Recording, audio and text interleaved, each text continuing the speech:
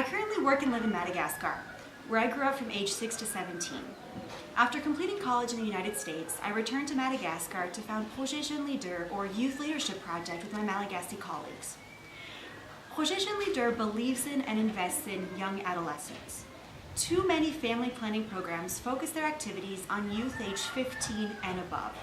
Yet young adolescents aged 10 to 14 have already begun experimenting with sex, starting new relationships, and just in general, planning their future and their future goals.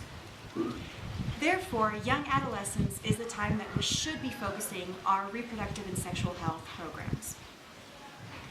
By focusing on young adolescents, we are also making family planning programs more effective.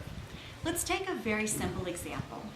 We administered baseline surveys to youth aged 10 to 14 in middle schools in Fianarantsoa, the town where I live.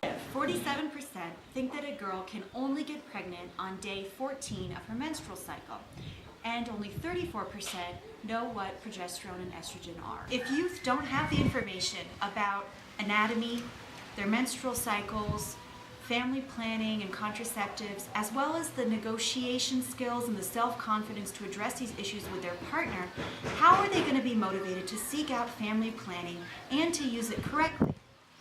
Also, when they do seek out these services, are the doctors at that point going to be able to explain this information in an age-appropriate yet scientifically correct way? I'm not sure. For that reason, I strongly believe that we need to provide this information at a young age through comprehensive sexual health and leadership education. My colleagues and I have crafted just such a program. Let's go take a look. Projet Jeune Leader hires young Malagasy adults aged 18 to 25 who work full-time as educators and mentors in public middle schools in urban Madagascar. The educators teach daily leadership and sexual health classes. These classes are participatory, creative, and based on games, debates, and visual aids, which make them very different from traditional Malagasy teaching styles. The youth educators also run after-school activities and guide students who want to initiate school improvement projects. Our goal is that students will become leaders in their school and also take responsibility for their reproductive health. Here, students at one of our partner middle schools display their Friends of the Youth Educators badges.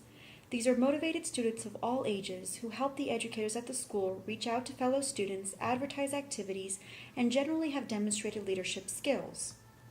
To allow all of these activities to take place, we either build a new building or transform an unused space into a safe space where kids can come and play games during their free hours.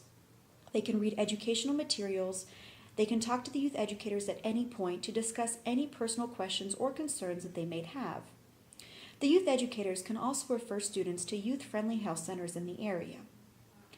As our surveys found that 11% of 8th and 9th grade students are sexually active and 44% had a girlfriend or boyfriend at the time of the survey, the majority of students' questions revolve around sex and their first relationships. However, we have also had a number of students come to the educators with reports of violence at home or with their partner. Projet Jeune Leader is an example of a strong grassroots program that combines sexual health education, leadership education, as well as self-confidence building, information on gender-based violence, and safe relationships. This program is also effective because it's grounded in the local community and has really built trust with partners around the area. However, these local programs need to be combined with global commitments of including young adolescents in sexual and reproductive health programming. By doing so, we are ensuring that youth around the world have a safe, informed, and supportive transition into adulthood. As Projet Jeune Leader says, Tanura Salam Miai Nuaf.